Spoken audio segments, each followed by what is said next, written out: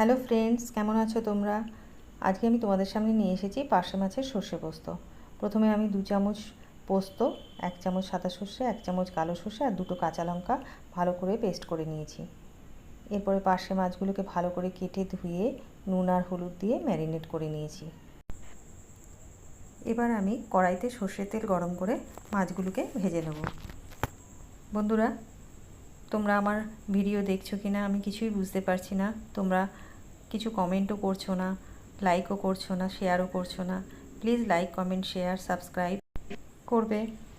দেখো আমার মাছগুলো ভাজা হয়ে এসছে, এক পিঠ খুব ভালো করে ভাজা হয়ে গেছে। এরপর আমি উল্টে আরেক পিঠ ভেজে নেব।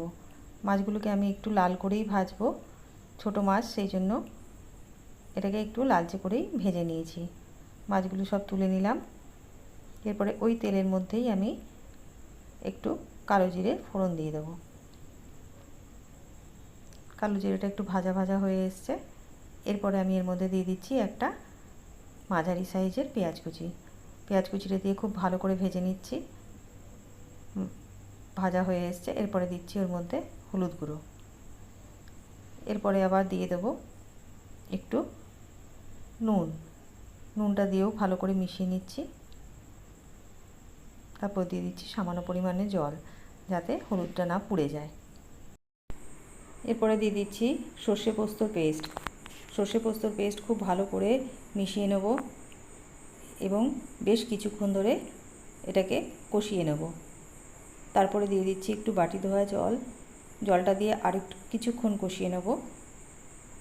ভালো করে কষানো হয়ে এসছে, উপরে তেল চলে এসছে।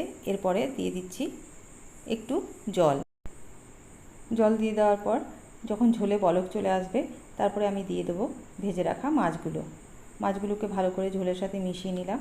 এবার কিছুক্ষণ আমি রান্না হতে দেব। দিয়ে দিলাম কয়েকটা গোটা কাঁচা লঙ্কা, কিছুটা পরিমাণ কাঁচা সর্ষের তেল। কিছুক্ষণ স্ট্যান্ডিং টাইম দিয়ে নামিয়ে দেব পার্শে মাছের সর্ষে পোস্ত। বন্ধুরা, কেমন হয়েছে তোমরা নিশ্চয়ই জানাবে। ভালো লাগলে লাইক, কমেন্ট, শেয়ার করবে, সাবস্ক্রাইব করে পাশে থাকবে। Thank you for watching my recipe.